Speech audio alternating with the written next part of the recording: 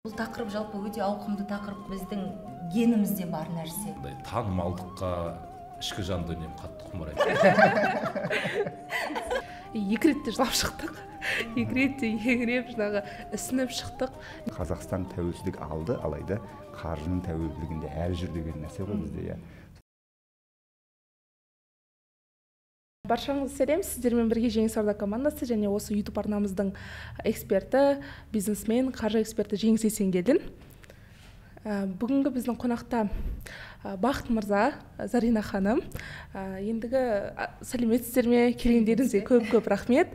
Негізі бүгін осы Оян қазақ фильмінің айналасында бір кішігірім әңгіме жүргізбекшіміз.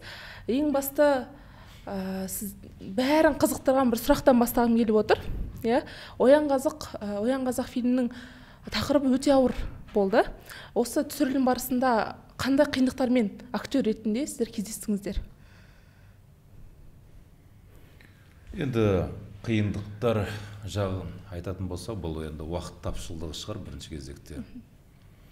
Өйткені осы уақыт тапшылығына қарай көп бір сахналар толыққанды бір актер ретінде ойнауға мүмкіншілік бермеді бірінші кезекте. Өйткені мына түрмедегі сахналарда біз көбінде түнде түсірдік. Ол жерде түрмені сол уақытта жәндегі ғимаратын бәрін бұзып, орнына жаңадан бір басқа ғимарат салып жатқан екен.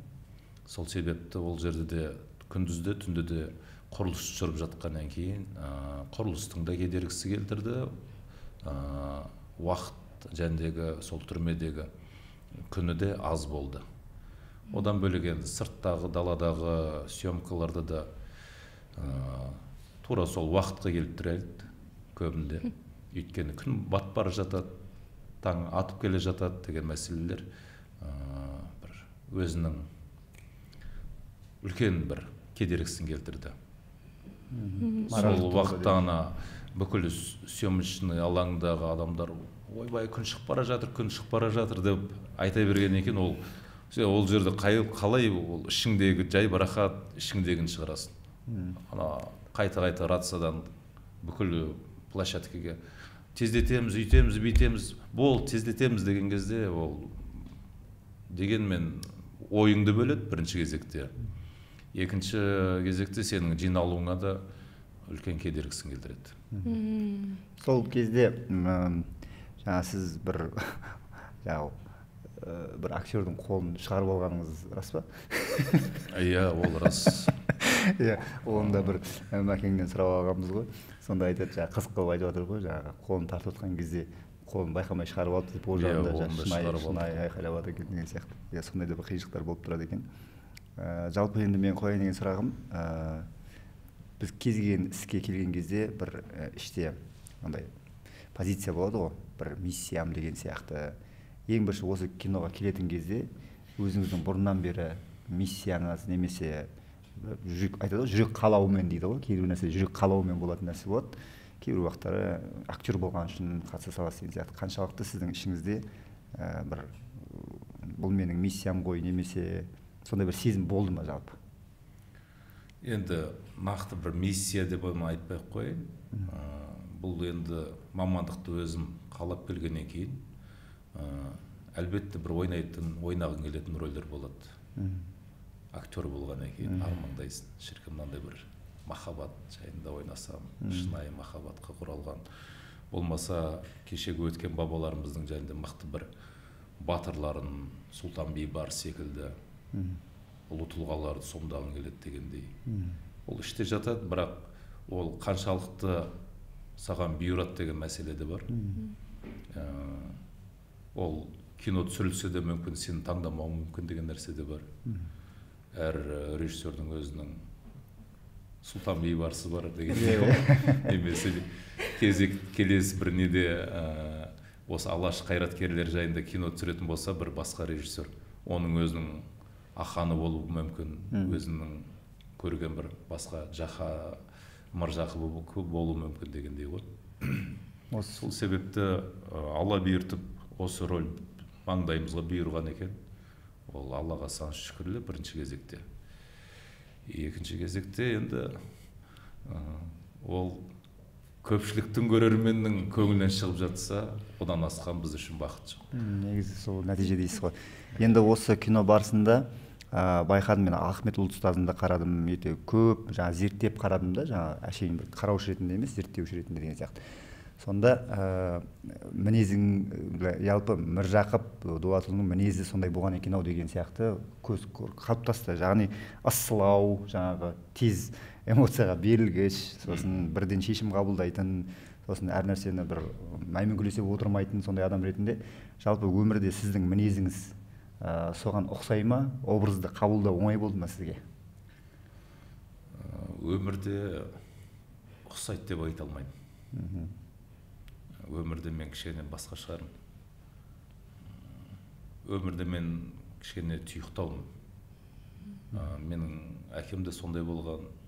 Жалпы көпшілікті көп қаламайтын, ортаны көп не қылмайтын, жәндегі той, томалақ, құдалық деген мәселеде кезінде өзім таңғалушы едім. Осы әкем неге сондай бір жиын болып жатқан жерде көбінде сыртқа шығып кетеді, сыртта жүреді деп.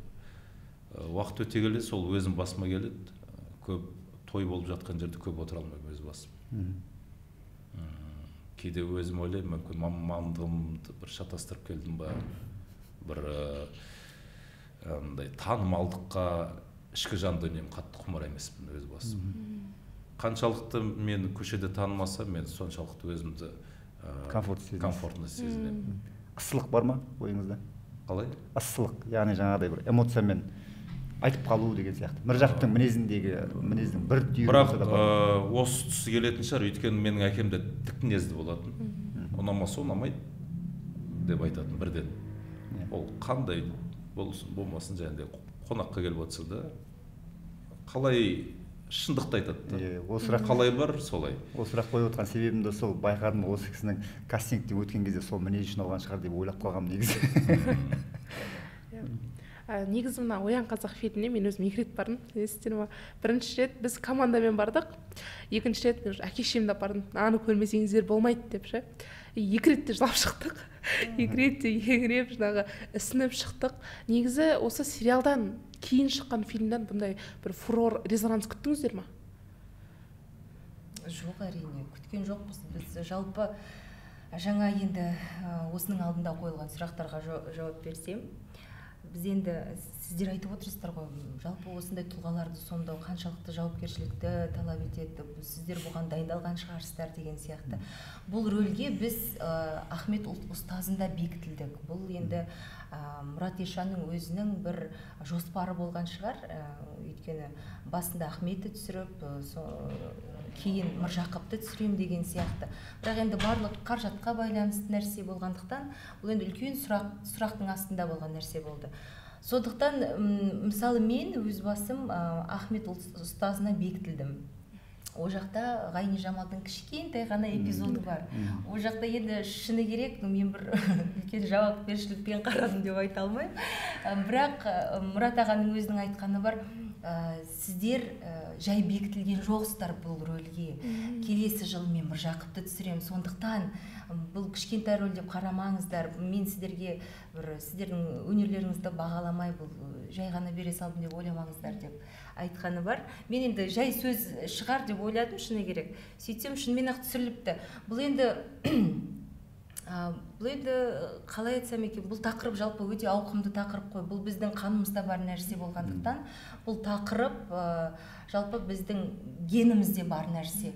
Сондықтан бір ауыр жараны бүйтіп тырнағандай болды, мен ойлаймын, қазақ халқына. Сондықтан бұл өтімді болды. Сондықтан да бұл бір тамақта тұрған өксікті бір жыбырлатқандай болды ма. Үлкені бар, кішісі бар, бұл жас талғамайтын фильм болды шыны керек. Үлкені де бір өзінің басынан өткен, я болмаса әке-шешесінің басынан өткен нәрселерді есіне алса, тіпті мына кішкентай мектеп оқушыларына дейін жылап шықты. Олар не біледі мысалы үшін? Бірақ ол қанда бар нәрсе ғой. Сондықтан сондай бір керемет бір толқында шыққан фильм деп ойлаймын. Ал енді сериалдан фильм болып кету, білмеймін, енді шыны керек әттең-ай дейтін тұстары бар. Қаражат көп болса екен деп тіледім мен өз басым. Мысалы үшін осындай бір фильмдер ертеңгі күні тарихта қалатын фильмдер болады ғой шынымен. мысалы кезінде қыз жібектерді қалай түсірді, сондай бір архивте сондай бір үлкен бір аты қалай енді беткістары, да, классик фильм болып қалу үшін мен ойлаймын үлкен қаражат болу керек, бірақ оны сіз бен біз білдік па, сондай резонанс тудыратын, сондай фурор болатын. Бұл енді шыны керек, білмеймін, бір үлкен бір ниеттің, бір жақсы ниеттің шешімі, жақсы ниеттің бір болған ісі деп ойлаймын. Негізі ықылас деп айтады ғой, ықылас. адамға сенің басқа нәрсе. Өте дұрыс айтып отыр.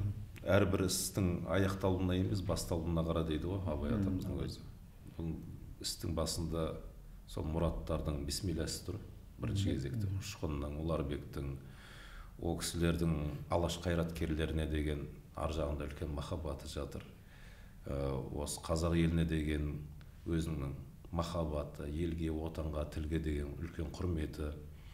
Сол себепті сол басынан бастап Мұрат Есжандар өздері сценарийін жазып, өз режиссері болып, қасында сол ұшқындар бір ел қалмай қасында азаннан кешке шейін шапқылап, түсірілім аяқталған екен, оның монтажында.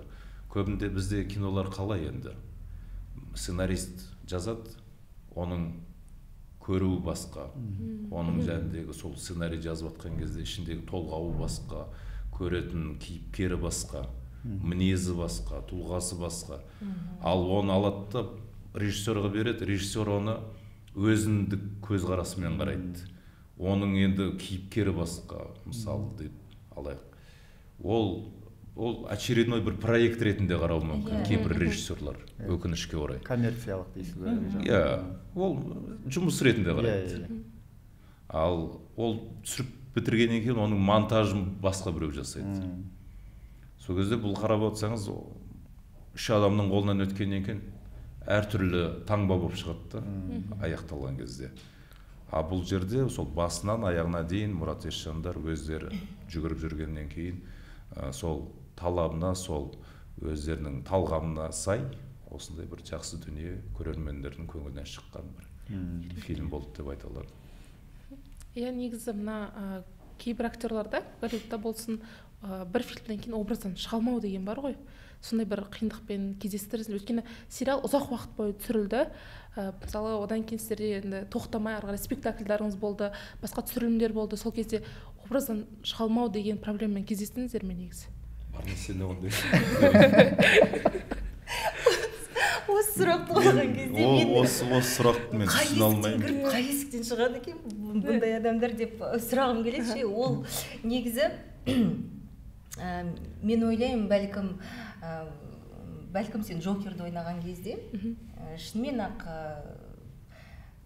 сол образда болуың керек шығарсың. Өйткені ол қиын. Ал бірақ кәсіби әртіске, мысалы, сенің бүгін басқа спектаклің бар, біраздан кейін, бірнеше сағаттан кейін басқа жобада басқа рөлің бар деген сияқты. Оның барлығы мен үшін бір далбас әңгіме сияқты. Шыны керек. Өйткені бұл кәсібилік, бұл жұмыс. Сен енді сол образға кіріп алып, балашағың бір жақта, күйеуің бір жақта, кешіріңіздерші, мен бүгін шай құя алмаймын деп отырмын. Жоқшың ғой енді. Сондықтан бұл енді өзің енеңе бар тамағыңды өзің бүгін істеп ал деген деймін. Кімсіз сіз деп. Сондықтан бұл енді кәсібилік. Оны оқу керек, оны білу керек, өзіңнің жұмысыңмен, мына жақтағы съемкаң бөлек, театрдағы жұмысың бөлек, оның ішінде сен сыйлы болуың керексің, жақсы болуың керексің, үйге келіп тағы да бір бөлек деген сияқты. Сондықтан ондай мысалы мен өз басымда жоқ, бәкең сізде. Бірақ арасында бір-бірлеріңізді көрген кезде Ғайни Жамал деп айтып қаласыз. Гая деп еркелетеді. Енді мен өзім ойлаймын, біздің жалпы қазақ халқы өте талантты елі ғой. Мұндай қандай рөл болмасын, тез кіріп, тез шығып, тез тілді үйреніп ала салады. Адаптироваться ете алады. Тарихта былай қарасақ, енді мына батыста, Америкада кейбір актерлар сол образдан шыға алмай, өкінішке орай өмірмен қоштасып кеткендерді жоқ емес, бар. Бұл кісі сол жерлерін қарап, тыңдап, көріп отырғаны ғой. Сол себепті мен ойлаймын, енді салыстырмалы түрде онда батыстықтарға, жәндегі америкалықтарға қарағанда, американдықтарға қарағанда қазақ елі әлдеқайда талантты елі болып тұр ғой. Оған мен ойлаймын, бәке, оған бір не болу керек ау деймін, условия болу керек. Мысалы үшін саған рөл берілсе, ол алдын ала бір жыл бұрын, мысалы Америкада сенімен дайындалады. Белгілі коучтар болады, тренерлар болады, жаңағыдай тағысын тағы деген сияқты сені дене бітімің дайындайды, психикаңды дайындайды, барлық жағынан дайындайды. Сосын рөлге келген кезде де, мысалы үшін үй, басқа бір тұрмыстық жағдайларға көңіл бөлдірмес үшін сені мүлдем басқа жаққа алып кетеді. Мүмкін сол кезде шынымен ақ толығымен кірісіп кететін шығарсың. Бізде ондай әзірге мүмкіндік жоқ. Бірақ жаңағы актерларда бірақ мынандай нәрсе бар. Енді ол театрда үлкен мәселе аштыңыз. кейде болады ғой, ауыр рөл беріледі актерлар. Бірақ соның жәндегі зерно дейді ғой, дән тапқан кезде, өзегін, сол бір ләззатын сезінген кезде, сен ол сахнада ойнап шыққаннан кейін де біраз жәндегі қимай тұрасың да іштей. Содан бір ләззат аласың, бір сен рухтандырады, бір өзгеше бір әлемге, сезімге бөлейді. Бірақ енді оншалықты бір қатты кіріп кетуді де айта алмайсың бұл мәселені. Бірақ сол образыңды өзгеше бір аялап жүресің іштей. Көп ойнағың да келмейді. Өйткені көп ойнай берсең де қадірін жоғалтып аламын ба деп қорқасың. Осы тұрғыда сондай бір нелер бар. Бірақ енді жәндегіндей шыға алмай, қиналып, оны барып жәндегіндей Заринка айтқандай үйіңе барып, оны сол шлейфпен келіп тұрған болған емес. Мен түсіне алмайды екен өз басым. Иә, мысалы жаңағы съемка барысында актерлар бір-бірімен сөйлестірмейтін кездер болады, режиссерлар. Мысалы бір-біріне жауыз актер болса, оларды жақындатпай сөйлестірмейді жаңағы рольға кіру үшін. Мысалы сондай бір махинациялар әсерінен мүмкін образына қатты кіріп кете ма деген ой ғой. Бірақ сіздердің де осы бұл жерде кәсібіңізді білесіз, иә, жұмыспен басқа дүниені айыра аласыз. Сол үшін мүмкін сізде бұндай проблема жоқ шығар. Бірақ болып тұрады кейде, мысалы мен қазір есіме алып отырсам, театрда бір рөлім бар менің, мысалы Қасқағым спектаклінде Жазира деген ауыр дертке ұшыраған қыз, жан ауруына. Соны зерттеу барысында, ол дайындық барысында болды. Сәл-пәл өзімде біртүрлі болып кеткен кездерім болды. Ондай болады екен. Бола ма екен? Бірақ енді шығу есігін білеміз ғой ең жаңағы енді тағы да бәрін қызықтырып жатқан сұрақ, сіздердің жаңа жақындарыңыз, туыстарыңыз осы фильмді көріп қандай реакцияда болды негіз? Өзің бастайсың. Менің күйеуім Қарағандыдан, Қарағанды қаласының, Қарағанды жалпы, Қарағандының келінімін. Қайын жұртым орысшалау кішкене. Сөйтіп мен енді Азатқа айтамын ғой, Азат, осындай фильм шықты. Азат менің бірінші жан күйерім, ол қандай фильм шықпасын бірінші көреді. Сосын мен айтамын, енді бұл қазақша жалпы, енді түсінесің бе өзің, қалай ұнай ма екен саған деп, өзім іштей уайымдап отырмын ғой. Сөйтіп не керек, өзі көрді, мен жоқпын қасында, өзі көрді. Сөйтіп бүкіл группаға, жаңағыдай бүкіл WhatsApp чаттарға жіберіп, соған риза болдым мен, шыны керек. Өйткені ол мен деп емес, өзінің жанына батқан ғой ана нәрсе. Орысша болғанмен де, ол Қарағандыдан болғанмен де, жаңағыдай басқасы болғанмен де, мынаны көру керек деп. Соның күні кеше ғана бір достарымыз бар біздің. Олар да жалпы өнерден емес, жалпы мен олардан бір қазағым деген бір лепті де сезген жоқпын. Енді білмеймін, бәлкім біз енді бұлай араласқанбыз ба, ондай бір тақырып қозғамағанбыз ба. Солар жаңағыдай Инстаграмда пост шығарып, осындайда фильм түсіріліпті. Бұл менің құрметіме емес, бұл өздері отбасымен барып, сондай бір фидбэк болғаннан мен өз басым ойлаймын, сәл болса да миссия орындалды. Біздің жағдайда. Бізде жағдай өте қиын. Жалпы енді менің ата-анам, бауырларым, қалай десем екен, мен бір өнер жағынан маған бір ешқашан қолдау бір білдірген емес. Внимание жетпей жүрген сияқты. Жоқ, ол мен внимание ол кісілерден күткенде емеспін өз басым. Өйткені мен істеген жұмысынан өзім ләззат алсам, мен үшін одан артық. бақыт жоқ. Ол кісілерде маған кедергі болған емес, бірақ қызығып, мысалы мен Астанада тұрам, Алматыға ұшып келіп, киноға түсуге, сериалға, гастрольге, келдің ба, немен, гастроль, киномен келдің ба, қандай кино, болды, осы сол жерде жұмысы ғой деген сияқты. Осы шай ішіп отқан жерде сол дастархан басында айтылады, сол жерде қалады. Міржақып Оян қазақ киносы шыққанда да ағамның балдары білдірді, жазды, бірақ ағаларынан ешқандай не жоқ. Құтты болсын, жақсы ойнапсың, басты рөлді алыпсың дегендей. Осы жақында кинотеатрдан кино жүріп жатқан кезде анам Астанада болды. Сол бір сәтте өзімді басқа қаладан келдім де, сөйтіп арада 1-2 күн бос болып, сол анамды арнайы кинотеатрға апардым, көрсін деген мақсатпен. Бірақ сол кинотеатрда көріп болған екен, анам үнсіз қалды. Кинотеатрдан шығып келе жатқанда да алдын мен ешқашан түсірген емеспін, отбасымда анамды көрсеткен емеспін. Сол жерде түсірдім да, өйткені сол бір үнсіз келе жатқанның өзі, білмеймін, бір жағынан сұрауға да қорықтым, қалай деп. Көрдіңіздер ме, көрмедіңіздер ме, желді тарып кетіпті біраз жерлерде. Көрдік. 2 ауыз сөзбен қайырды, жақсы, керемет, ұнады. Соның өзі мен үшін жеткілікті. Громкая тишина дейді ғой, негізінде. Өйткені іштегі нәрсесін айтқысы келмеді ма, менде оның сұрағым да келген жоқ. Оны сұрап алғаннан бәрі тәтті болмайды да.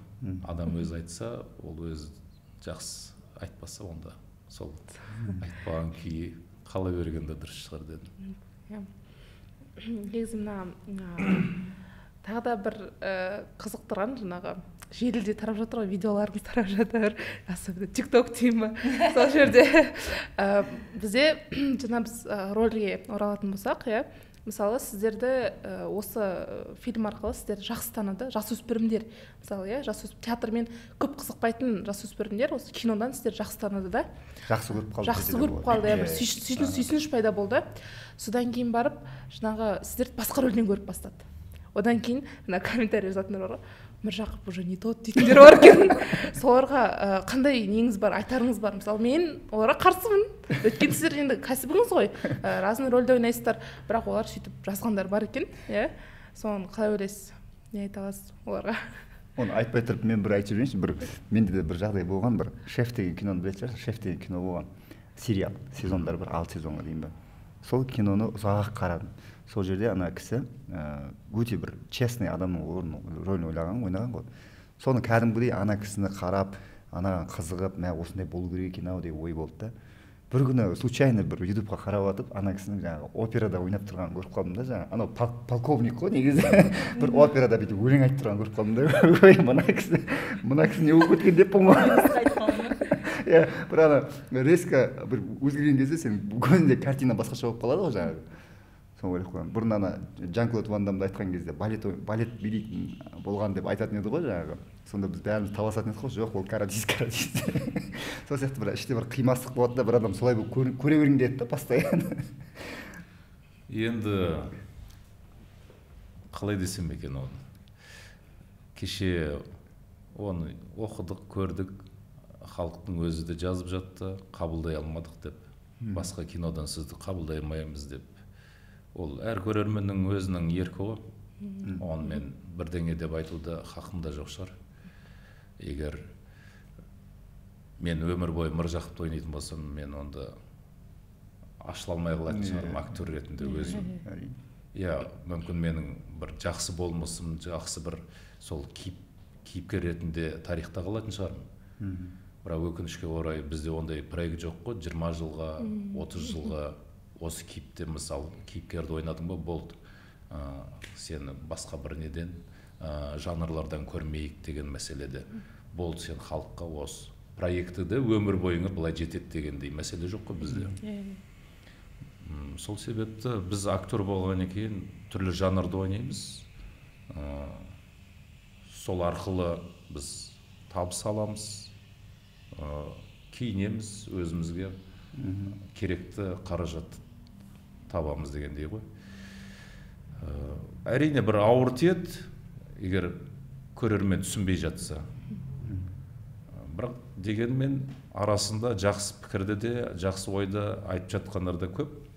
Олардың мамандығы емес пе, актер емес пе, қайта әртүрлі өзінің мамандығын нағыз шебер екенін көрсетіп жатыр деген.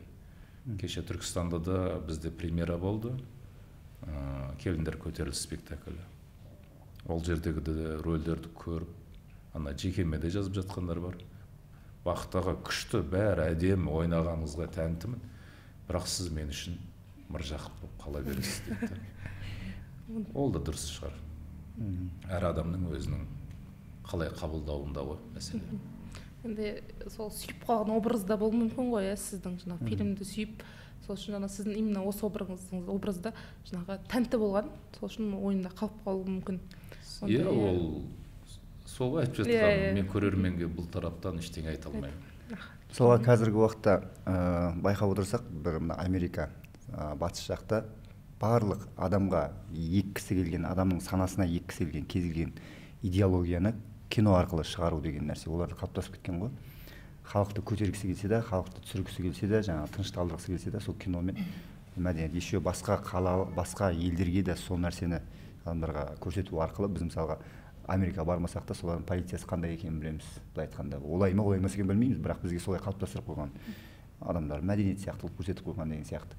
Осы орайда, осы кино саласында жүрген адамдар ретінде кино мәдениетінің қаншалықты біздің Қазақстанға әсер етіп жатқанының жөнінде жалпы ойларыңызда бар ма сондай нәрсе? Көтеру керек па, қалай ойлайсыздар? Нені насихаттау керек? Мысалы, қазір комедиялар көбейіп кетті ғой, бірақ комедияларды қарап отыратын болсақ, мағынасы бар кинолар бар, бірақ көбіне ішінде бір боғауызда қосылатындар бар. Бұл жаңағы халықтың талап етіп отқаны осы деп көп нәрсені шығарады да. Соған кейбір уақытта бір ішіңде қынжылу болады да, бір жағынан ойлайсың, мен уже кәрі шығармын деп ше, бұл нәрсені түсінуге деген сияқты. Бұл кәріліктің ойы ма, әлде солай болу керек па, қалай деп ойлайсыз? Екеуіңізге сұрақ. Мен енді жалпы қазір қазақ киносы туралы мәселе өте жиі қозғалып жатқан мәселелердің бірі. Мен ойлаймын, жалпы қандай кино болмасын, ол түсірілген комедия болсын, ол боғауыз сөз қосылғаны болсын, оларды бір жаңағыдай оған бір жаман көзқараспен қарамауымыз керек. Неге десеңіздер, өйткені енді дамып келе жатырмыз біз. Енді аяғымызға тұрып келе жатырмыз. Ол ешкімге жасырын емес. Коммерциялық кино қазір шынымен ақ кинолардың жағдайын жақсартып жатқан, кинотеатрларда қазақ киносын көбейтіп жатқан. Ол мүмкін қазір мен ойлаймын қазақ фильмнің кезеңі келді деп. Қазақ фильмде жалпы ұлттық идеологияны көтеретін, жалпы ұлтқа рух беретін, біздің тарихымызды насихаттайтын жақсы туындылар шығатынына мен кәміл сенемін. Бірақ енді біз сондай біз халықпыз. Біз енді жалпы қазақ халқы өзімізді мақтағанды өте керемет жақсы көреміз ғой. Біз кереметпіз, басқалары ешкім емес деген сияқты. Ол сондай ма? Біздің қазақ халқы боқтамай ма? Біздің қазақ халқы бір-бірін өлтірмей ма? Бізде бәрі жақсы ма шынымен де? Ондай емес қой. Неге біз телевизордан болсын, қай жерден болсын, бізде бәрі жақсы деп соншама бәріне дәлелдегіміз келеді. Өзіміздің жарамызды өзіміз жауып қойғандай боламыз. Көрсін, сондай нәрсе бар екен. Біз шындыққа тіке қарауымыз керек. Сондай бар. Жеңіл-желпі комедия ма? Мейлі, адамдар ақша, білмеймін, енді жасайтын заман шығар, оның үстіне актерлардың да жаңағыдай сценаристердің де, операторлардың да камералары шаң баспай, жұмыстар шаң баспай, алға іске басып жатыр деген сияқты. Сондықтан бәрі келе-келе, көш келе-келе түзеледі. Сондықтан біз енді аяғымызға тұрып келе жатқан халықпыз. Оны Америкамен салыстыруға мүлдем келмейміз. Олардың киноиндустриясы қашан дамыған. Біз енді келе жатырмыз, және де біздің қарқынымыз жаман емес. Сондықтан мен ойлаймын, қандай да жұмыс болмасын, оны біз итермеуіміз керек, қайта қолдауымыз керек. Бірақ енді боғау сөз жайлы енді мен мейлі сондай ақ болсын деп жаңағыдай хейтке ұшырап кетпейін. Ондай емес, мен өзім де сондай киноға түскенмін. Ол мен үшін де өте қызық болды. Неге жасамасқа, неге болмасқа деген сияқты. Бірақ оның барлығы әдемі болу керек. айтатын кезде айту керек, айтпесе былай кейде қосып қоясың, тіпті шаршап кетесің, басқа сөзді естімейсің боғау сөзден басқа. Бірақ кейде айтқан келетін кезде сол кезде айтқан бір құлаққа қандырады. Сондай сияқты ғой. Сондықтан мен ойлаймын, бір 20-30 жылдан кейін сөйлессек, бәлкім бір үлкен бір результатқа келеміз деп ойлаймын. Тұртып қойыңызшы бір жерге. 20 жылдан кейін. Сіздің ойыңыз? Бізде ой сол. Қосылам дейсіз.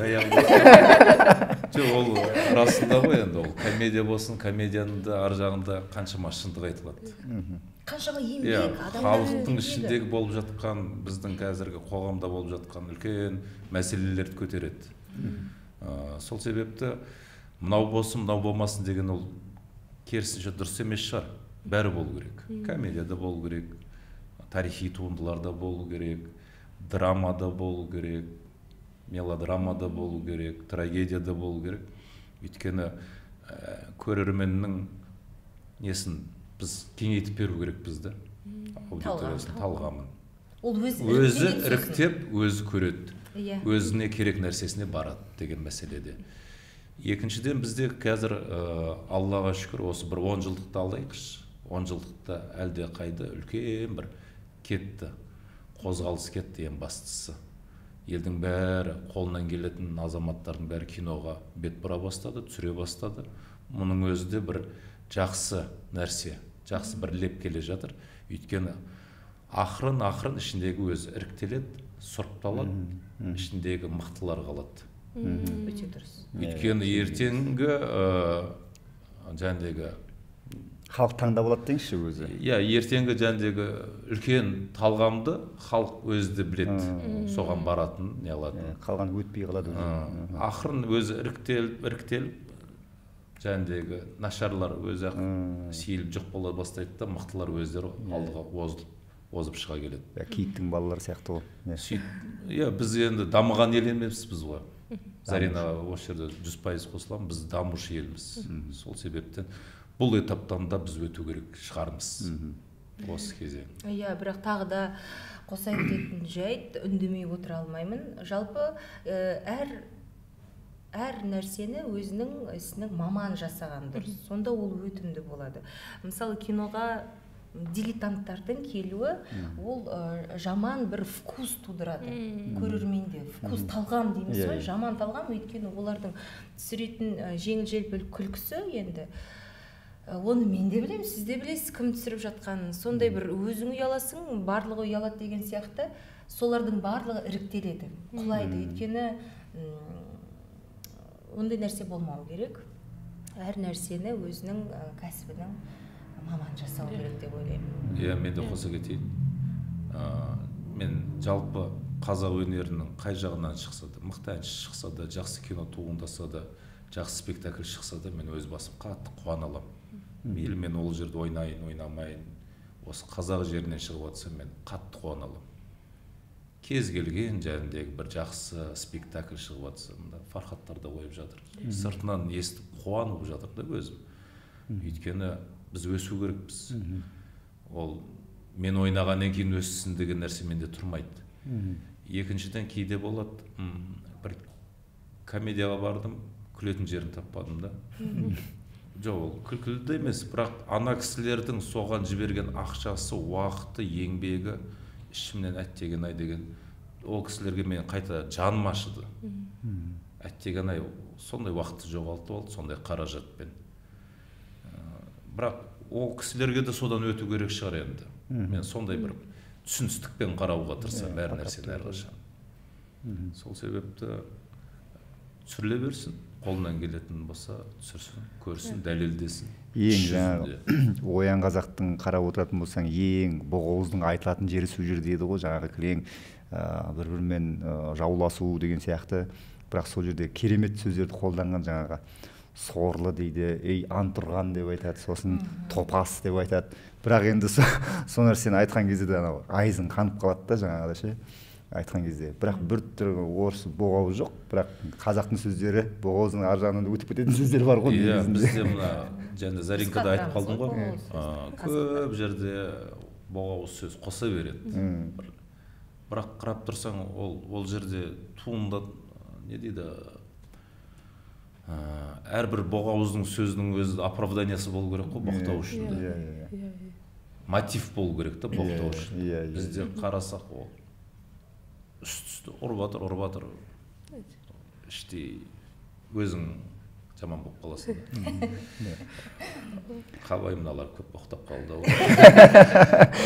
Ал енді біздің көрермендеріміз де сіздер де мүмкін ойлап отырған шығарсыздар, неге аяқ астынан осы Жеңіс Орда, біздің енді өзіміздің компаниямыз Жеңіс Орда жүйелі өсу ордасы деп аталады. Неліктен шақырды екен, қандай мотивпен деген сияқты бағана сондай ойлап отырған шығарсыздар. Жалпы 2017 жылдан бастап осы халықты үлкен бір миссиямыз бар біздің. Қарапайым халықтан кәсіпке қабілетті, қаржылай тәуелсіз, көшбасшы шығару деген миссиямыз бар. Сол миссияға байланысты көптеген жұмыстар жүргізіп жатырмыз қазір. Осы президенттің де көзіне көріндік, ол кісіден де алғыс хат алдық. Былтыр кездесуді күтіп отырмыз қазіргі уақытта. Мына қарсыз қоғам деген, қарсыз қазақ деген проекттеріміз бар біздің. Мыңдаған адамдарға үйреткен, мыңдаған адамдарды жаңағы қарыздың құрсауынан шығаруға себеп болдық. Сосын жаңағы қаржылай сауаттылықты үйретіп жатырмыз деген сияқты. Біздің ұранымыз былай, алаштықтардың негізгі аңсағаны ол Қазақстанның тәуелсіздігі болса, енді қазіргі уақытта Қазақстан тәуелсіздік алды, алайда қаржының тәуелсіздігінде әлі жүр деген нәрсе ғой бізде. Сондықтан қаржының тәуелсіздігіне шығару деген біз ұранды алып жүрміз. Енді байқап отырсам, өздеріңіз де айттыңыздар, сіздер алаштанушы емессіздер ғой енді. Біз қазір сіздерге алаш туралы сұрап, алаштың идеологиясы туралы сұрағанымыз дұрыс болмайды әрине. Тек қана кино барысында болмаса. Әйтсе де сіз сол киноға қатысқаннан кейін сондай сұрақтарды қойып қалып жатырмыз. Сол айтайын дегенім, жалпы бағана айтқанымыз миссияңыз бар ма еді, ішіңізде бола ма деген кезде сіз енді ол жұмыс қой деп айттыңыз да, бірақ бәрібір байқалып тұр іштеріңізден. Бағана бір сөзіңізде айтып қалдыңыз, миссиямыздың орындалғаны деп. Тағы да сіз айтып жатырсыз, сондай нәрсеге қуанам деген сияқты. Бәрібір де ішіңізде ол жатқан дүние бар, қазаққа тарату деген сияқты. Сол сияқты келгендеріңізге рахмет. Ары сұрақтарыңыз болса қойып отырыңыздар. Мен өзімнің ойымды ортасында ұмытпай тұрғанда айтып қалайын деп отырмын. Берекет берсін істеріңізге. Өте пайдалы, қоғамға керек нәрсе. Өзекті тақырып. Бұл да ағарту ғой. Және халықтың несін өсіру. Қазір дұрыс айтасыз, қаржы табу барды, оның жұмсау мәдениеттілігі де болу керек та. Отбасы құру барды, оны сақтап қалу мәдениеттілігі. Сол секілді көбісі үйленіп жатады, өкінішке орай сол отбасын сақтай алмай қалып жатады. Көбісі жақсы қаржы табады, бірақ оны отбасына пайдасы тимеуі мүмкін. Басқа жаққа кетіп қалып жатады. Сол еркіндік жаңа өзіңнің сүйікті ісіңмен айналысу үшін де адамда бір ақшаға деген уайым болмау керек екен да. Мен ойлаймын, сіздердің жаңағы жеке табыстарыңызға кіруге құқығымыз да жоқ қой. Жалпы барлығымыз жүрген кезде кейбір уақыттары сүйікті ісіңмен айналысу үшін де бір уайымдамасақ екен, осы ақша үшін уайымдамасақ екен деген мәселе ғой. Сол елдің барлығы сол сүйіктісімен айналысса, бағана айтқан сияқты қазақ өзінің потенциалын аша алатын еді негізі. Аша алмай жатқан себебі де содан. Өйткені бүткіл уақыты сол ақша табумен, кредит жабумен кеткен кезде сол өзінің сүйікті ісіңе бара алмай қалатын жағдайлар болып қалады да кейбір уақытта. Сол өте дұрыс. Сол жаңағы осы ғой біз деген миссиямызды ұштастырып отырық осы жерде. Біріншіден, екіншіден жаңағы енді біз сұрақтарымызға оралатын болсақ, мен естігенімше Оян қазақ фильмі осы түсірілген жері жаңағы Міржақып атамыздың туыстарына ақылдасылып түсірілді. Солардан бір жаңағы соған жақын жерде түсірілді деген бір не бар, ой бар. Соған менің сұрағым, осы съемка барысында, түсірілім барысында өздеріңіз үшін кейіпкерлеріңізді бір жаңа жерден көрдіңіздер ме? Жаңа бір ақпарат алдыңыздар ма осы? Мысалы, сіз Міржақып жайлы жаңағы бір өзіңіз білмеген бір ақпарат ала алдыңыздар ма түсірілім барысында? Әрине алдық. Бірақ ол Қостанайға бардыңдар ма? Иә, Қостанай қаласында бір 3-4 күн ғана түсірілім болды. Онда енді Міржақып атамыздың жері деп айта алмаймыз. Шыны керек, ол кісінің ауылына бардыңыздар ма? Иә, бардық. Қызбелде болдық. Иә. бірақ негізгі түсірілім Қырғызсай деген жерде болды. Бұл Мұрат Есжан режиссердің туған ауылына жақын жер. Неге десеңіздер, өйткені сол баяғы қаражаттың аздығы, сол туған туысқандары барлығы көмектесіп деген сияқты. Бұл Алматы облысы, Алматыдан бір 300 шақырым жерде орналасқан кішігірім ғана ауыл. Сол жақта көптеген түсірілім сол жерде болды. Енді Міржақып атамыздың рухына құран бағыштап өзі белгілі топ барып келді Қостанайға. Оны Бәкең өзі айта жатар. Біз енді Қостанайда түсіріп болған соң, ар жаққа біз тек қана мен бардым, актерлардан. Оператор, режиссердің көмекшісі, режиссер, продюсер Айсәуле ханым. Осы 2 машинамен бардық. Бару себебі де, өйткені ұлт ұстаздың киносын түсірген кезде сол торғайлықтардың бір әттең біздің елге келіп неге түсірмедіңіздер деген бір несі болды. Сол көрерменнің несін ескере отырып, бұл кісілер қаражатқа да қарамай, бәрібір сол Міржақып атамыздың ауылына барып бір кадр алсақ та сол жерге барып түсіріп қайтайық деп, біздің Міржақып Оян қазақтың ең соңғы түсірілген не дейді, кадры сол атамыздың ауыл жағында болды. Бір жақсысы. Екінші, Міржақып атамыздың ауылына біз енді Қостанайдан таңертеңгісін ерте шығып кеттік, таңғы бір 4-терде. Бәріміз ұйықтап жатырмыз ғой, жолдың үстінде келе жатқан кезде. Бір кезде шопыр тоқтап, қасқыр деп айқайлады. Сол әлі көз алдында қалып қалды, бір ерекше маған әсер берген. Мен алдында мен болдым, артта Мұрат, оператор, Айсәуле ханымдар отқан. Енді көзімді аша алмай жан жаққа қарап отырмын, әне деп оң жақтағы тарапқа көрсетті. Кетіп бара жатып, көкжал дейін ба, бір сұлу қасқыр өмірімде бірінші рет көрген шығармын. Андай қасқырды мен бұрын көрген емеспін. Мойным бұрып қараған кезде мұна тураны бір бұрын мультфильмдерде көруші едік қой. Таудың үстіне шығып, бөрісі дейм ба, көкжалы дейм ба, әдемі бір сұлу қасқыр көрдім өмірімде. Әсіресе қасқырлар бір сұсты болып келеді ғой, қорқыныш. Бұл жерде мен сұлу қасқыр көрдім. Харизмасы мықты деші. Шалқасынан. Жоқ, бұл енді шопыр тұрды да бір ауру қасқыр ма немесе бір жақсылықтың белгісі ма деді. Сол кезде Торғай даласын алғашқы рет көрдім. Біздің Торғай даласы кербез екен, сұлу екен. Мен оны сезіндім, көрдім. Мен үшін бір ерекше қазақтың жерін, бұрын соңды көрмеген жерімді көріп қайттым. Расында өте бір табиғаты жайқалып тұрған бір керемет жерде біздің кешегі ахаңдар, Міржақып аталарымыз келгенін көрдім. Өзім риза болып қайттым. Бөлек, шынымен де Торғайдың жері бөлек. Біз енді арқа, сарыарқа деп жатамыз ғой. Торғай даласы бөлек екен. Барып келу керек екен, сат жерден. Мен сұрағым бір қызық айтып берейін. Біз театрмен гастрольға бардық Арқалыққа, сосын Торғай жақ қой енді, ар жағынан Торғайға. Сөйтіп, әкемнің сол жақтан екен білемін, Қостанай жақтан екен, бірақ негізгі тамырымыз Торғайдан екен. Менің өзімнің негізгі тамырым, руым жалпы сол Торғайдан екен. Сол жерде бірінші рет болдым. Қош, мен саған айтып берген еді ғой. Сол кезде шынымен де қан деген жібермей келе жатырмыз. Бір ит өлген жерде келе жатырмыз. Арқалықтан басқа бір ауылға Торғай даласымен келе жатырмыз. Кілең суырлар жүгіріп жүрген, тегіс дала ғой о жақта. Бірақ бір тылсым күш бар. Барлығы енді ұйықтап жатыр. Жол жүріп жүргенімізге бір 4 сағаттай болды ма, енді ән айтыпты, анекдот айтып бәрін жасадық, енді бәрі ұйқыға кірісті. Мынандай бір жолмен келе жатырмыз. Мен ұйықтамаймын. Ішім алай-дүлей бір болады ғой, алдын ала бір переживать етесіз ғой, алдыңда бір іс күтіп тұрған сияқты, я болмаса бір маңызды кездесу, сондай сияқты. Бірақ білмеймін ғой. Сондай бір қызық кезеңдер болды. Торғай даласы менің де жүрегімде ерекше орын алады. Соны айтқым келгені ғой, шынымен де. орны да өзі де бір ерекше жер. Әдемі. Енді оны айтқым келген себебі жәндегі ол жақтың тұрғындардың да айтуындай бар екен да. Торғай даласында түсірсе ол көрінеді.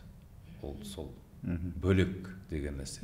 Бірақ өкінішке орай қазір ол Торғай даласы жай ғана дала болып тұр. Иә, мысалы Арқалыққа біз бардық, шыны керек бір адам шошитын жер. Ол город-призрак дейді ғой, мысалы, оның жартысы, мысалы, жартысында адам тұратын болса, тең жартысында адам тұрмайды. Қаншама үйлер бар. Құлазып қалған дейінші. Құлазып қалған, қала, адам тұрмайды, ештеңе жоқ, театрлар бар, әйтеуір керемет әдемі театрлар бар, бірақ жұмыс жоқ, жұмыс болмағаннан кейін ақша жоқ, ақша болмағаннан кейін адам тұрмайды. Айналып келгенде ақша келіп тіреліп отыр. Көрдіңіз бе? Сондықтан мен ойлаймын, осындай бір киелі жер ғой бұл енді. Қанша дегенмен киелі жер. Сондай жерлерді біз жақсартсақ. Қараусыз қалып қалып отыр. Иессіз қалып отыр дейсің ғой. Енді бір мәселені байқап тұрмын. Енді мен өзім негізгі профессионалды бұрынғы жұмысым сондай, адам оқу, адамды зерттеу деген сияқты. Мен адамдардың бүйтіп тереңнен қарап отырған жақсы көремін. Естеріңізде болса, кеше айтқан едім, мен көптеген танымал тұлғаларды оқытамын негізі. Өнерде жүрген. Соның ішіндегі барлығына көбісіне таныс Айгүл Иманбаева деген кісі таныстырып. Сол кісі менің шәкіртім болады. Мен ұстаз дейді әйтеуір. 2 жыл оқыттым ол кісіні, 2 жыл оқыттым, оның баласымен қосып оқыттым. Қазір уақытта ай театрын басынан бастап жоқ кезінен жасап, осы уақытқа дейін құрастырып бердім оған. Себеп болдым, командасын оқыттым өйтім деген сияқты. Қазірге шүкір жақсы болып жатыр. Сол кезде біз екеуміз көп сөйлесеміз жаңағы осы. Сол кезде ол кісінің айтқаны маған, бізді дейді, жалпы актерларды, әртістерді, адамдар біздер туралы басқа ой дейді. Ой дегенде бір онша білімі жоқ, немесе бір екінші орындағы, тек қана сол ойнап күліп жүрген, секеңдеп жүрген деп ойлайды дейді. Енді қараңызшы, біз сондаймыз ба деген сияқты маған сұрақ қояды ол жаңағы. Мен ол кісімен сөйлескен кезде кәдімгідей көптеген нәрселердің терең түсінетінін деген сияқты байқаймын да. Мен ол кісі сондай шығар деп ойлайтынмын. Енді мен қазір сіздермен сөйлесіп отқан кезде бағана мен өзім бұрын соңды қолданбайтын терең сөздерді тыңдап естіп отырмын да. И тәнті болып отырмын, что шынымен де Айгүл ханымның айтқаны сияқты бұл салада жүрген адамдар тек қана сондай бір актерлық емес, бір терең де нелер бар екен, ойлар деген сияқты. Актер болу үшін көптеген кітап оқисыздар ма, әлде қай жерде сіздер осындай дамумен айналысасыздар, әлде сценарийден оқисыздар ма? Сол жинау керек қой, сөз қорды жинау керек, ондай ойды жинау керек деген сияқты. Сіздерде бола ма сондай бір, қай жерден осындай бір интеллектіңізді көтересіз? Интеллект біріншіден ол қанмен келетін нәрсе. Ол қанша дегенмен тектілік деп жатамыз, интеллект дейміз. Мысалы, мені мамам бірінші кітапты маған 11 жасымда қолыма ұстатты. Оқысаң да оқисың, оқымасаң да оқисың деген сияқты. Содан бастап менің жалпы оқуға, кітап оқуға деген махаббатым ашылды. Бірақ өкінішке орай мен қалада өскеннен кейін, Алматы қаласында туып өскеннен кейін, біздің заман сондай болды, біз қазақша сөйлемейтінбіз. Біздің әке-шешеміз де енді қазақша сөйлемейтін. Бірақ мен өмір ата-әже бәріміз бірге тұратынбыз. Ата-әженің арқасында әйтеуір 1-2 ауыз сөзді қазақша білетінмін. Сөйтіп не керек? 1-ші классқа барарда ата-әжем айтты, қазақ мектебіне барады деді. Өзім мамам бітірген 12-ші мектеп, Шоқан Уәлиханов атындағы. Сол мектепке бардым, бір ауыз қазақша білмей. Сонымен мен өнерге 15 жасымда келдім, колледжге түсіп, қазақ мектебін бітіргенімді қайтейін, онша дұрыс қазақша сөйлеген жоқпын. Аузымда жаңағыдай сөйлеген сөзімде қатты акцент болды. Я не разговариваю, но я понимаю деген сияқты. Сондай болып өстім. Сөйтіп колледжге түскеннен кейін мұғалімдер жаңағыдай менің акцентімді сындыруға тырысты. Ол көптеген жаттығулардың арқасы. Ол қандай акцент дейсіз ғой, тіпті мынау қазақша жақсы сөйлейтін адамдарда болады ол акцент. Ол т мен д-ның артына мягкий знак қою. Сөйлейді, кетеді деген сияқты. Көрдіңіз бе? Қазақи өзінің нақышын жоғалатын сөз. Кетеді, деген сияқты. Сондай моменттер мекендерді жөндеуге тырыстым. Мұғалімдерім, ұстаздарым кейін академияға түскеннен кейін менің группамның 80% Шымкент қаласынан болды. Олар менің орысша сөйлеу мүмкін емес болды, сондықтан да мен жалпы Шымкент туралы да, олар маған дейді, мен айтам, о, Шымкентский деп біз енді қалыптасқан ғой. Солар айтады, немене шымкенттіктер саған не жасады деп. Мен айтам, жоқ, ештеңе жасаған жоқ. Сен болдың ба Шымкентте дейді. Жоқ, болған жоқпын. Содан кейін 4 рет болдым Шымкентте. Шымкентті жақсы көремін, өте қатты сыйлаймын. Менің ұстаздарым деп қойыңызшы, Шымкент. Қазақ тіліндегі. Менің группаластарым ғой сондағы, Шымкентке апарып, сондай нәрселер. Сосын өнердің қатысы, 90% ол өнерде жүргеннің белгісі ғой. Біздің салт дәстүрді білетініміз, мысалы, кейде менің енемді таң қалады, мысалы, қалада өскен қыз бұның бәрін қайдан біледі? Бәрін білеміз ғой біз. Тойда не болады, жаңағы салт дәстүрлердің барлығын қалай не қылу керек жаңағыдай. Соның барлығы өнердің арқасы. Мысалы, мен ұлттық театрда жұмыс істеймін, Асынәлі аға бастаған театрда жұмыс істеймін. Үлкеннің қандай болатынын, кішінің қандай болатынын біз білеміз. Оны білмей сен ондай үлкен шаңырақтың астында жүре алмайсың. Сондықтан осындай бір тәрбие беретін ол өнер. Ол өнер. Әрине, ол Әуезовтің сөздері, ол Нұрпейісовтің сөздері, ол үлкен біздің қазақтың классиктерінің сөздері, аудармалары, осындай бір тіл жаттығып, кейін, мысалы, мен ұмытып та кеттім орысша сөйлейтінімді, орысша ойлайтынымды, қазір тек қазақша. Жарайсың. Сіз жалғасыз. Сен де қалады өз тоғы. Сізді сөз тапсаңыз. Одан да қиындау негізі. Мен де осы Заринаның сортынан десем де болады. Өйткені мен осы Алматы қаласында тудым. Менің әкем де Алматыда туған. Бірақ бағыма орай шешем Шымкенттік болды. Көрдіңіздер ме Шымкенттік? Осы Шымкент. Қандай қоғамда қандай үлкен пайдасын тигізетін шымкенттіктердің. Өйткені мен балабақшаға барған кезде қазақ тілінде сөйлей алмайтынмын. Әлі де есімде осы есігіміздің алдында орыс балабақшасы мен қазақ балабақшасы қатар тұратын. Орысшасына ағам баратын, қазақшасына мен беріп қойған. Сол кезде жәндегі тәрбиешілер жылайды екен, мен өте бұзық болған бала кезде. Сұмдық бұзық болған. Садиктің держалысы. Жоқ, енді ол бала кезде де шығып кеткен дұрыс шығар кейде деп ойлаймын да. Өйткені қазір маған кедергі келтірмейді бұзықтығым. Сол кезде жәндегі тәрбиешілер жылайды екен, балаңыз бір ауыз қазақша білмейді, орыс балабақшасына берсеңізші деп. Сөйтіп, 3-ші сыныпқа келген кезде мені ауылға нағашы апамның қолына аттандырып жіберді.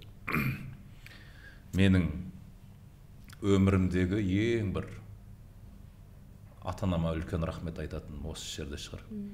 Өйткені ата-анам жас болды, ондай тәрбиені ол кісілер маған бере алмас еді деген бір ой болады кейде. Мен ол ауылға барғанда тілмен бірге нені меңгересің? Еңбекқорлықта. Сен кәсіп қой, енді бала кезден балаға еңбекқорлық, кәсіпті, жәндегі жерді аударасын, оның арығын тартасын, егесін, оның шөбін отайсын, жұласын, оны жәндегі малға қарайсын, малдың астын тазалайсын, тезегінен жәндегі астын тазалап тезек жасайсын, тезекті отқа жағасын, әрбір істің, көрдіңіз бе, жемісін, бау бақшасын қарайсын, жүзімді көктемде жаясын, оны қысты қайттан күзде жинайсын, одан бөлек жәндегі жантақ шабасын, қырға барасын, мал бағасын, ана көктемдегі еккен жемісінің, еккен нәрсенің жазда жемісін жейсін. Сол салатты да, сол қауынды арбызды да, сол бүкіл нәрсені сен істеген еңбегін дәмін көресің де, банкысын жабасын. Сол бір үлкен тәрбиеден өттім. Ауыл тәрбиесі. Үлкен енді кісінің қолында жүріп бізді мысалы намазды білдік, ораза не екенін білдік. Мысалы ауызашар берді ауылда. Жазда ол кезде свет жоқ, білесіздер, ауылда ол көшеде де столбылар жоқ. Кезінде Совет өкіметінде болды, кейін Совет өкіметі құлаған екен, бәрі жоқ болып кетті ғой. ана шамды сүртіп тазалап ішіне майын құйып кешкіге дайындайсың, сөйтіп апамды жетектеп ауызашарға барасың, оны апаңды кіргізіп жіберген екен, әжемді кіргізіп жіберген екен.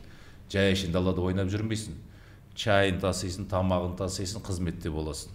Көрдіңіз бе, қандай тәрбие ар жағында жатқан ауылдағы.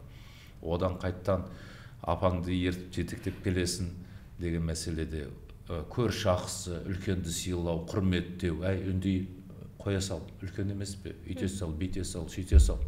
Осының бәрі мына ауылда өскеніме мен сан шүкір етем. Мені сол әжемнің қолында тәрбие алғаныма өзім қатты қуанамын іштей. Үлкен мектеп болды мен үшін. Енді жәндегі орысшамды да сол жерде түзелді. Шала қазақ деп бәрі мазақтайтын мен. О баста ұялатын, бірдеңе сұрайын десең де 100 ойланып тұрасың, шатасып қалмайын деп ше, әрбір заттың нәрсесін. Ол мектепте де мақта шабуға жібереді, мақта жинауға жібереді деген мәселеде. Сөйтіп жүріп, әртүр бітірдік, оқыдық. Сөйтіп қазақ тіліміз жартылай өзбекше болып келді десек те болады. Ар жағында өзбек телевидениесі, радиосы сайрап тұрады азаннан кешке шейін. Сол жалпы негізі жастардың құлағына алтын сырға деймін ба, негізі қазіргі осы тенденция ма, өнерді жеңіл-желпі түсінеді. Негізі қазіргі жастар өнерді, ол жаңағы блогерлар болсын, мысалы жастар бір кішкентай 10 жас, 11 жас, 13 жастар актер боламын, мен жаңағы блогер боламын деп түсінеді да, бірақ оның түбінде негізі білім, еңбекқорлық, актер болу оңай емес. Мысалы мен де осы салада жұмыс істегеннен түсінемін, режиссер боламын дейді да, бірақ оның тек қана жаңағы қызығын ғана байқайды да, астында жатқан түбіндегі еңбекқорлық пен өнерді байқамайды. Сол үшін жаңағы осыларға бір ой болсын, негізі өнерге келу үшін де еңбек ету керек. Ол көбісі оны не деп түсінді, андай болды, мен бір киноға түстім, болды, мен актер болдым, сондай қылып түсінеді. Бірақ негізінде оның астында мысалы сіздерден де байқаймын, үлкен еңбек жатыр, үлкен еңбек жатыр. Сол үшін қайталаймын, жастардың құлағына алтын сырға, үлкен алтын сырға. Осыған байланысты тұстық ретінде айтайын дегенім, сіздер ары қарай бір шәкірт тәрбиелеу немесе осы жолда көбейсе екен адам деген сияқты, немесе осы жолда осындай біздің із қалдыру керек қой, енді менің істеп жатқан нәрсем дұрыс деп ойлаған адам оны да басқа біреу меңгерсе екен дейді ғой. Өзіңіздің балаларыңызға, жақындарыңызға, одан қалды барлық қазақ қоғамына ұсынар ма едіңіздер осы сіз жүрген жолда? Мен ұсынар едім. Неге десеңіздер, өйткені жалпы совет заманынан орнап келе жатқан бір шаблондық идеология ғой. Әртістер ішкіш, жүргіш деген сияқты. Қайтесің ол жаққа барып, не ақшалар жоқ, тәнтіреп жүресің, анда-мында жоқ, не үйің жоқ, не жайың жоқ деген сияқты. Ондай заман өткені қашан? Ондай заман болды, ол рас. Бәрі ішетін заманда болды, жүретін де заман болған шығар. Бірақ біз жүрген заман таза заман. Ол мен солды білетін заман, ол иманымыз ішімізде, сахнаға дәрет алып шықпайтын заман, ол көрерменді сыйлайтын заман, ол тәрбиелейтін заман, жалпы тәрбиелейтін заман. Сондықтан да маған күні кеше ғана бір сұрақ қойыпты, қыздарыңыз өнерге барам десе қарсы боласыз ба деген сияқты. Қарсы болмаймын. Егер олар шынымен де сондай бір ұшқындары бар болатын болса, егер шынымен де махаббаттары болатын болса, егер шыдайтын болса, барсын көрсін, мен қарсы болмаймын. Ал енді жастарға келетін болсақ, ойымды жалғастыра кетейін. Жастарға келетін болсақ, мен жастарға ештеңе айта алмаймын. Өйткені олардың армандары ғой, мен қалай олардың армандарына балта шабамын. Менің назым, мысалы, сіздер жаңа айтқан бір-екі фильмге түсіп, болмашы бір рөлдерге түсіп, анау фамилиясын астына актриса, актер деп жазып қоятындарға назым бар менің. Өйткені ол үлкен мамандық, ол кәдімгі оқуды талап ететін мамандық. Біздің мұғаліміміз, менің мұғалімім Орысхан Кенебаев айтатын, сен көшедегі біреуге скальпель ұстатып, анаған аппендицитті алып тасташы деп айтшы, ол ала ала ма? Ол ала алмайды ғой, ол үшін 7 жыл оқиды ғой. Сен мысалы даладан біреуді сахнаға шығартқызып, ойнаш, ойнай алмайды ол. ойнай қаншама тырысып баққанымен ол репетициясы болсын, анаусы болсын, мынаусы болсын, көзге оттай басылып тұрады, бұл жақтікі емес екені. Сондықтан оның барлығы далбас әңгіме емес қой. Ол ән шырқап, біз би билеп жүргенмен де біздің өміріміз бір керемет бір мереке сияқты көрінгенмен де оның астында қаншама еңбек, қайғы, қаншама жанталас, жауапкершілік, уақыттың жоқтығы жатыр. Сондықтан бұл өте ауыр мамандық. Өте ауыр мамандық. Оған келу үшін, мысалы, мен өзім әйел ретінде айтар едім. Қиындау. Өйткені әр кеменің басын ұстап тұрып, сен театрда да болуың керексің, сен түсірілімде де болуың керексің, сен көрерменнің назарында да болу керексің. Бірақ ең бірінші сен анасың, сен жарсың, сен келінсің, сен жанұяңнан қолдау керек екен. Иә, сондықтан осының барлығын, ол сенің жолдасың жақсы түсінетін болса, сенің отбасың сені қолдайтын болса жақсы ғой, бірақ қолдамайтындар бар ғой, қызғанатындар бар, неғып жүрсің. Онда сенің отбасының тас-талқан шыққан, сен талантты болып тұрып, саған жоқ деп жолыңды жауып тастаса болды емес па? Сондықтан ол сондай бір қиын сұрақ. Сондықтан бұл мамандықты таңдамас бұрын ойлану керек. Ер жігіт ретінде сіз не айтасыз? Дұрыс айтады Зарина. Өте қатты ойлану керек өнерге келу үшін. Өйткені расында көп жастардың әңгімесін байқасам бір оңай сияқты көреді. Бұл жерде мысалы кейде даже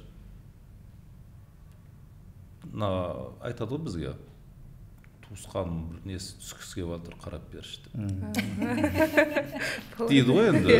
Сол өнерде жүргеннен кейін жалпы ана балаға қараймын да, сен өзіңді қинама деймін ғой. Егер көрмей тұрсам, мен бірден айтамын, оны жасырмаймын. Сен ертең өнерге барып, көптің бірі болғанша, сен одан айтамын, мүмкін басқа жерден жақсы бір өз мамандығын табарсың деген.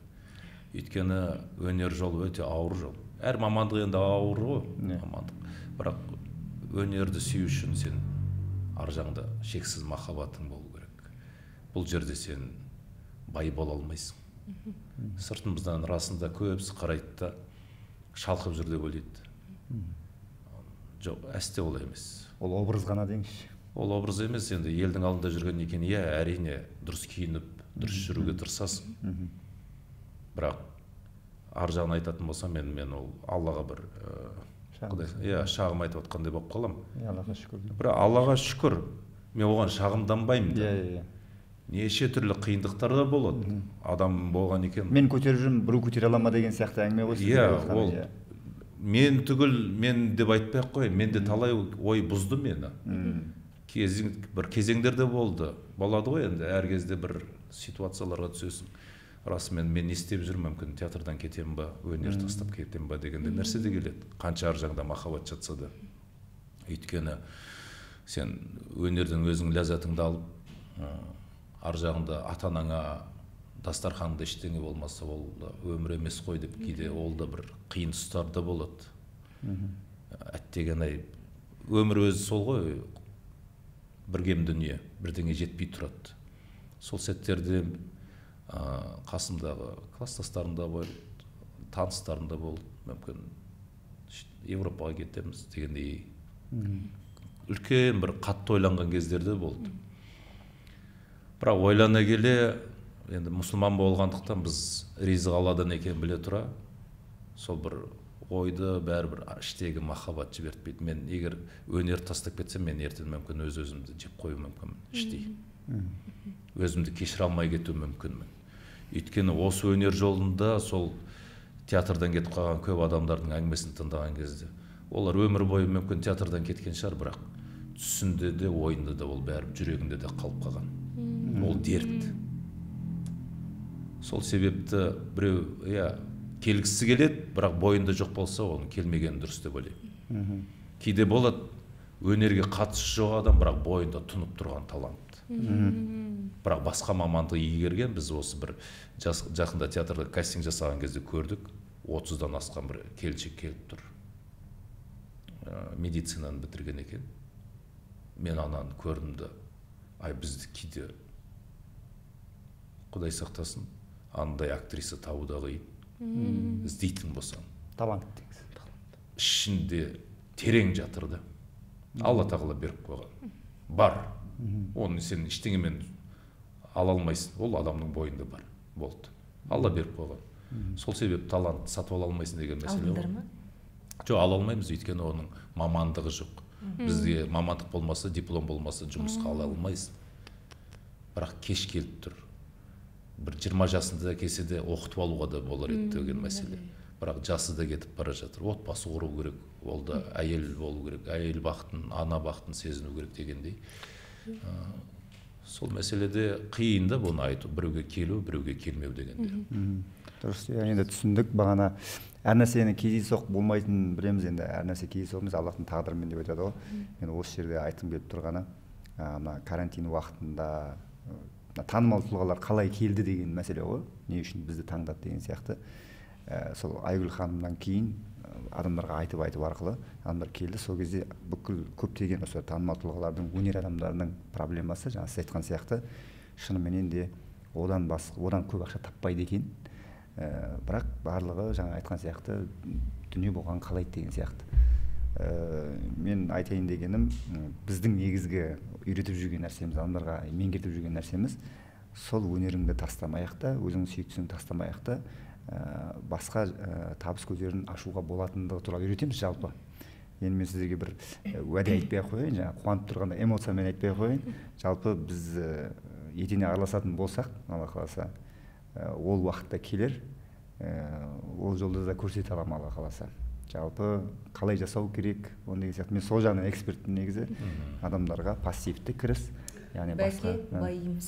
Өзіміз кино түсіреміз. Жаңағы байып кету деп айтпаймын, еркіндік деген сөз негізі тәуелсіз болу. Тәуелсіз болу. Тәуелсіз деген сөз сенің уайымыңды басып тұратын ақша болса болды. Яғни адамға көп ақша керек емес, жалпы адам бай деген сөз өзі бір мыңғырған малы бар деген сөз деп ойлайды ғой, олай емес негізі. Адамға көп ақша керек емес негізі. Бір реті бар, өзінің бір суммасы бар өзі, қолжетімді суммасы бар. Соны реттесе, бүкіл мәселе шешіледі негізінде. Кейін онымен бөлісіп жатармыз, Алла қаласа. Иә, әр адам бақыты ешкім білмейді ғой. Бақыт деген не нәрседе. Біреу шуба кисе де бақытты болады, біреу көлік мінсе де бақытты, біреу шетелге барып демалып келсе де бақытты. Біреу әшейін бүгінгі бала шағасына азық түлік тапса да, сол күнге де бақытты да. Ол практикада болған нәрсе. Мысалы, Америкада лотерейаны көп ойнатады ғой. Мысалы, заправкадегі өмірі пол жуып жүретін біреулер, білмеймін, бір 12 миллиард доллар ұтып алдық дейді. Өмірінде көрмеген ақша ғой, мысалы үшін. Сондағы практиканы көрсететін 12 жылдан кейін ол қайтадан сол пол жуғыш болады. Өйткені ол ақшаны қайда жұмсайды? Ол анда жұмсайды, ол ана машинаны алады, ана яхтаны алады, ана жаққа барады, былай достарын жырады. Оның ішінде есірткі бар, алкоголь бар деген сияқты. Инвестиция жоқ, ол жұмсай береді. Соның тұрғаны ол ақша таусылады да. Не істейді ол ары? Ештеңе жасайды, қайтадан полын жуады деген сияқты. Инвестиция көрдіңіз ба? Қаржы жанында білімдері көп. Біз көп нәрсені, отыра берсе көп нәрсені шығарамыз негізі. Сонымен сұрақтарыңызды реттеп. Енді жаңағы осы подкаст соңына қарай мен сіздерден бір просьбам деймін ба, мына жастарға айтар бір насихаттарыңыз болса, мысалы өнер жолын қуалап келген, мысалы қаржы жайлы айтып жатырық, өзіңіздің бір ішкі жеткізе алмай жүрген, мүмкін осы бір шанс дейді ғой, бір кішігірім шанс болсын, бір айтар насихаттарыңызды айтсаңыздар, мысалы. Ойға ой қосу деп айтайық. Ақыл айтпай ақ қояйық ешкімге, бірақ ойға ой қосайық. Мысалы, жаңағы Абайдың өлеңінің екі жолын айтып, қалған ұмытып қалған сияқты, қалай еді деген сияқты болады ғой, сол кезде ар жағын айтып жүрген кезде, солай дейді ғой, сол сияқты халықта білім жоқ емес, бәрінің өзінің бір ақылы бар ғой, өзіне жақ. Сондықтан сіздің сөзіңіз оларға бір толықтыру болып кететіндей сияқты бір ой қосып жіберсеңіз. Мен ойлаймын, жалпы адамды жас болсын, кәрі болсын, орта жаста болсын, алға жетелейтін ол сенім. Ол сенім, ол жақсылыққа деген сенім, ол Құдайға деген сенім, өзіңе деген сенім атып келгенде. Қазір біз өте жақсы заманда өмір сүріп келе жатырмыз, Аллаға шүкір. Өте жақсы заманда. Білім ақпараты бар, қандай болам десең өзіңнің қолыңда. Әрине ол батыстың керек емес бір канализациясы да келе жатыр бізге. Неше түрлі коучтар, жаңағыдай, это проблема мамы, надо проработать деген сияқты. Мен мысалы өз басым сонда зерттедім де, сосын қоя ғой дедім. Біздің қазақтың философиясынан артқан философия жоқ. Сен соны оқыш болды, басқасы керек жоқ. Аналардікі ол өздерінке, оларда салт дәстүр жоқ, бізге ол жат нәрсе. Сондықтан ең бірінші ешкімге еліктемеу керек. Сен мына ғаламда бүкіл адамзаттың ішінде дара туылған адамсың. Сен сондай біреу ақсың. Сондықтан ешкімге ұқсамай оқу керек, білім керек, сенім керек. Ештеңеден қорықпау керек.